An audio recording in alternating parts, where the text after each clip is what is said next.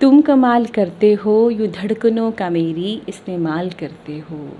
तुम कमाल करते हो यूँ धड़कनों का मेरी इस्तेमाल करते हो कि जल तरंग में हो जाऊं रंग रंग में हो जाऊं, कि जल तरंग में हो जाऊं रंग रंग में हो जाऊं, तुम्हारा नाम ले कोई मैं खुद ब खुद में हो जाऊं। आप देख रहे हैं यंग बाइट्स। मैं हूं आपके साथ पूजा ठाकुर। आज के हमारे वुमेन एम्पावरमेंट के प्रोग्राम में मैं आपकी मुलाकात करवाने जा रही हूं डॉक्टर शशि प्रभा से, जो कि जब यूनिवर्सिटी में डिपार्टमेंट ऑफ जियोग्राफी की असिस्टेंट प्रोफेसर है। सबसे पहले आपको उनसे रूबरू करवाते हैं। आपको बता दें कि कई सोशल एक्टिविटीज़ भी इनके द्वारा की जाती है और कई सारी जगहों पर आपको बता दें कि लोगों को अवेयर करने के लिए, क्लाइमेट चेंज को लेकर खास तौर से अवेयर करने के लिए भी इनकी कंटिन्यूसली बेसिस पर जो है इनकी ड्राइव जो है चलती रहती है। शशि जी, सबसे पहले आपका स्वागत है। Thank you so much. Thank you so आज मच। जिस तरह से वुमेन एम्पावरमेंट पे हम बात करने जा रहे हैं, आप खुद एक वुमेन है और एम्पावर्ड है। आपका सबसे पहले क्या मानना है, एक वुमेन एम्पावरमेंट का जब नाम आपके जहन में आता है तो आप सबसे पहले क्या चीज़ें जो है आपके इमेजिनेशन में आनी शुरू हो जाती हैं, विजन में आता है? ओके, देखिए पूजा जी, सबसे पहले तो मेरा थैंक्स कि आप इस एक बड़े इम्पॉर्टेंट इशू के ऊपर इंटरेक्शन कर रही हो। इससे पहले कि मेरा अपना क्या इसके बारे में सोच है कि विमेन एम्पावरमेंट की जब हम बात करें तो क्या इम्पॉर्टेंट इश्यूज़ हैं, क्यों हमें विमेन एम्पावरमेंट से जुड़े हुए इन सभी पहलुओं के ऊपर गौर करना होगा। मुझे लगता है सबसे पहले हमें ये सोचना होगा कि ऐसी क्या आवश्यकता है, ऐसी क्या ज़रूरत है कि हम साल भर में कुछ ऐसे दिन तय करें जब हम जलवायु परिवर्तन के बारे में बातचीत करें या लोगों तक जागरूकता लेके जाएं। ऐसी क्या ज़रूरत है कि जब हम 1 मई को इंटरनेशनल लेबर डे को सेलिब्रेट करते हैं, ऐसे ही बहुत सारे ऐसे सामाजिक इशू हैं, मुद्दे हैं जिसे हम ग्लोबली जो है एड्रेस करते हैं। उसका कारण ये है कि अभी तक इन सारे इश्यूज़ के ऊपर उतना अवेयरनेस नहीं हो पाया, या ये कुछ ऐसे एरियाज़ हैं, कुछ ऐसे कंसर्न्स हैं जहाँ पे जितना डिस्कशंस हो, जितना डेलिब्रेशन हो, उतना ही हम एक सशक्त समाज के निर्माण में अपनी अपनी योगदान दे सकते हैं।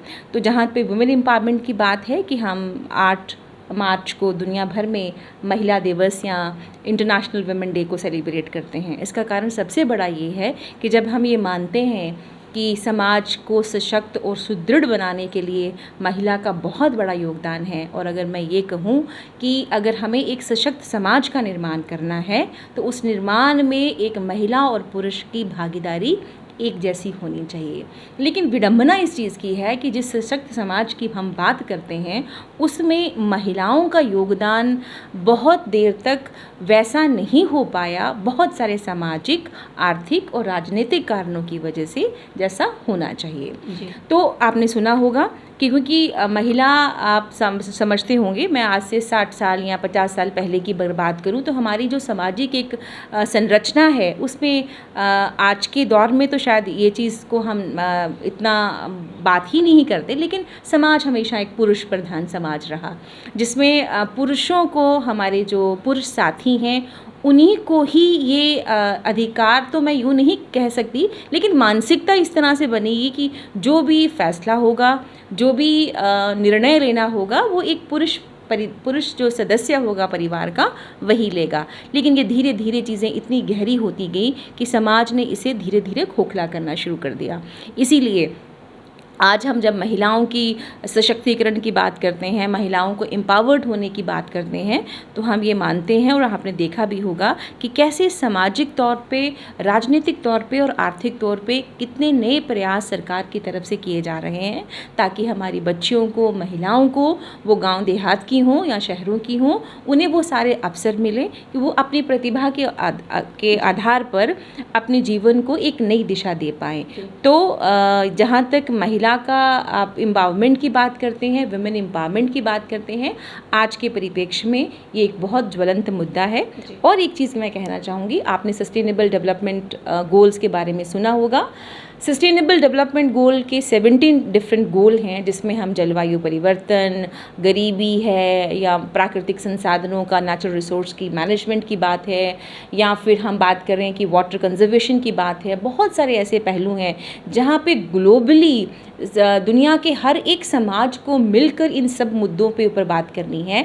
वहाँ पे वुमेन एम्पावरमेंट भी एक बहुत बड़ा एक एस्पेक्ट है, एक गोल है। तो आप ये मान के चलिए ये सिर्फ भारत के परिप्रेक्ष्य में ही नहीं कि हम महिलाएं जो हैं वो थोड़ी सी उतनी सशक्त नहीं हैं। दुनिया के बहुत सारे ऐसे समाज हैं जहाँ पे महिलाओं को वो अधिकार अभी तक नहीं मिले। शशि, अगर आपकी बात की जाए तो आपका सफ़र कैसा रहा? जब आप छोटे थे, आपकी स्कूलिंग कहाँ से हुई और आपने सोचा था कि आपने इसी फील्ड को चूज़ करना है? क्योंकि सबसे पहले समय में ये बड़ा रहता था कि पेरेंट्स का रहता था कि नहीं बेटा आपने ये बनना है, या कुछ भी आपको कहा जाता था। लेकिन आप अपने बारे में क्या कहेंगी कि आपकी लाइफ का कोई एक ऐसा टर्निंग पॉइंट जो सभी फीमेल्स को जो है वो कहीं ना कहीं एक मोटिवेशन दे? सबसे पहले अपने बारे में बताइए कि आपकी स्कूलिंग या आपकी एजुकेशन कहाँ से? Thank you so much. मेरी स्कूलिंग जो है वो केंद्रीय विद्यालय से हुई। मेरे पिताजी फ़ौज में थे और बहुत बार ऐसे मौके मिले कि पापा के साथ ही जहाँ जहाँ ट्रांसफ़र होता था वहीं रहने का मौका मिला। और सेंट्रल स्कूल में स्कूलिंग होने का सबसे बड़ा फ़ायदा ये रहा कि एक बहुत ही डाइवर्स ग्रुप के साथ, कभी पापा की पोस्टिंग केरला में हुई, कभी हम बंगाल में रहने का मौका मिला, कभी और डिफरेंट एरियाज़ में, मतलब इंडिया के ऑलमोस्ट बहुत सारे शहरों में पापा के साथ रहने का मौका मिला। और जहां आप अपने से अपना जो एक रीजन है, एरिया है, जब उससे बाहर निकलते हैं एक बहुत डाइवर्स ग्रुप में रहते हैं।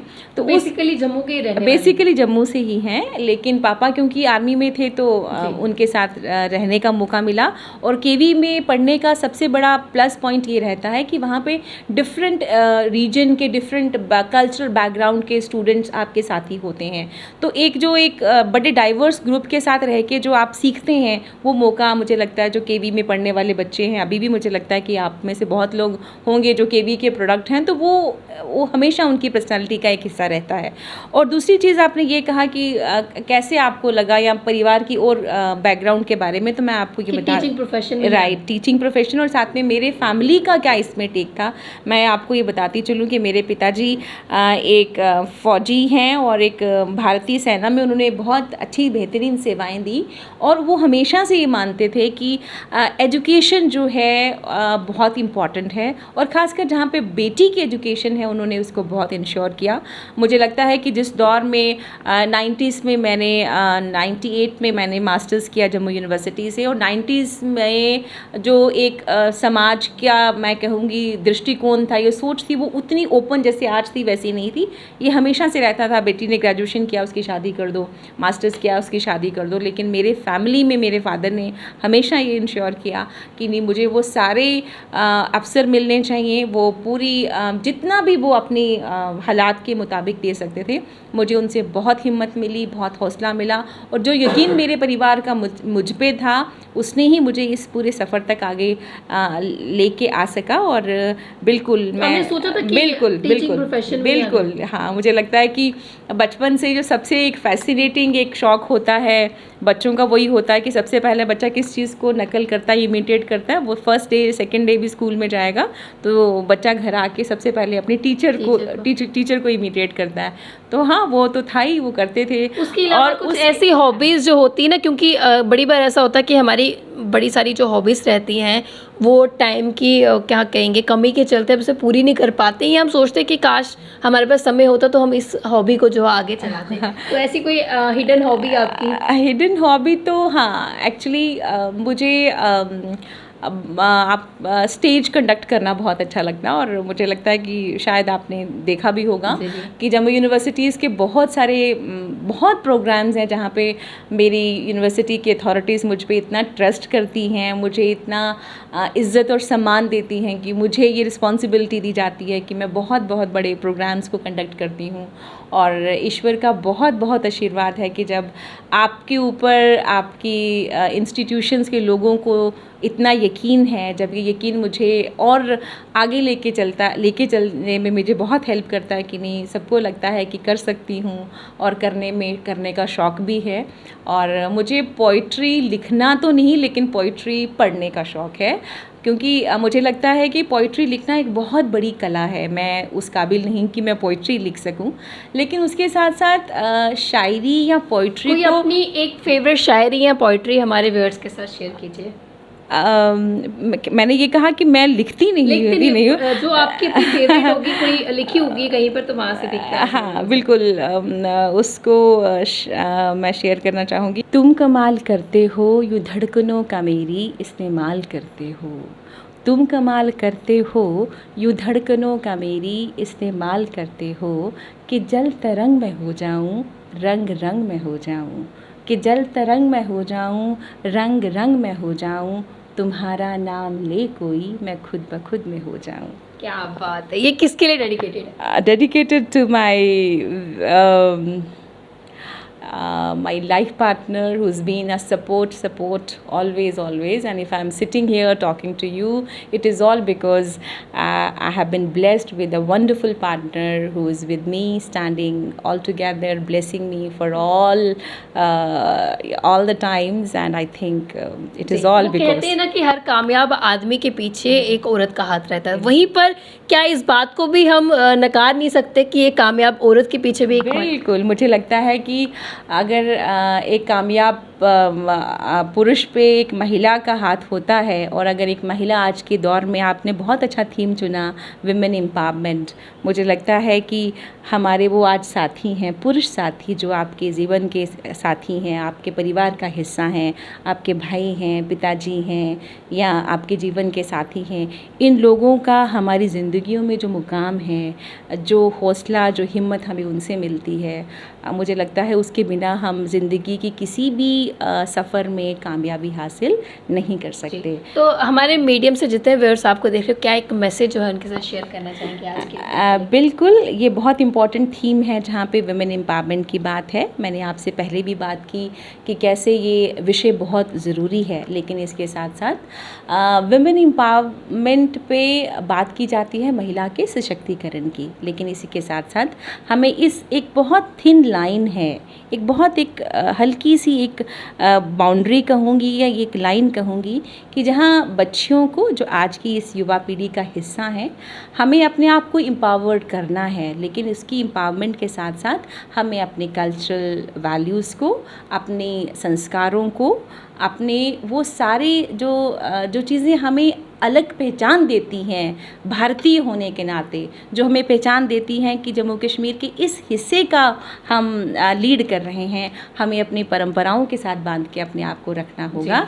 सो एम्पावरमेंट का मतलब सिर्फ यही नहीं कि आप कह पाएँ, आप बोल के आप अपने आप को एक्सप्रेस कर पाएँ, लेकिन एम्पावरमेंट का मतलब ये भी है कि हम अपनी जो हमारा एक कल्चर है, जो हमारी सभ्यता है, जो हमारे वैल्यूज़ हैं, जो संस्कार हैं, हमें उससे भी अच्छी तरह से निभाना होगा। बहुत बहुत धन्यवाद हमारे साथ जुड़ने के लिए। तो काफ़ी खूबसूरत सा मैसेज शशि जी ने हमें दिया, और ये कहा कि वुमेन एम्पावर्ड होना अच्छी बात है, इस पर बात करना भी बहुत अच्छी बात है। एक टेक्नोलॉजीज़ के साथ साथ जिस तरह से वुमेन आगे बढ़ते जा रही है, अच्छी बात है, लेकिन ज़रूरत है कि उस वुमेन को अपनी संस्कृति, अपनी परंपरा, अपने कल्चर को साथ लेकर आगे बढ़ना चाहिए। एक वुमेन वो ना बोले कि वो क्या है और किस तरह से उसको आगे बढ़ना है, अपनी संस्कृति को और जो उनकी जो परंपरा है उसको लेकर उसको आगे बढ़ना है, और बाकी महिलाओं को भी अपने साथ आगे बढ़ाना है। अगली वीडियो लेकर फिर मैं हाजिर हूँ, तब तक के लिए आप देखते रहिए यंग बाइट्स। फिर जर्नलिस्ट अमन शर्मा के साथ मैं पूजा ठाकुर, यंग बाइट्स जम्मू।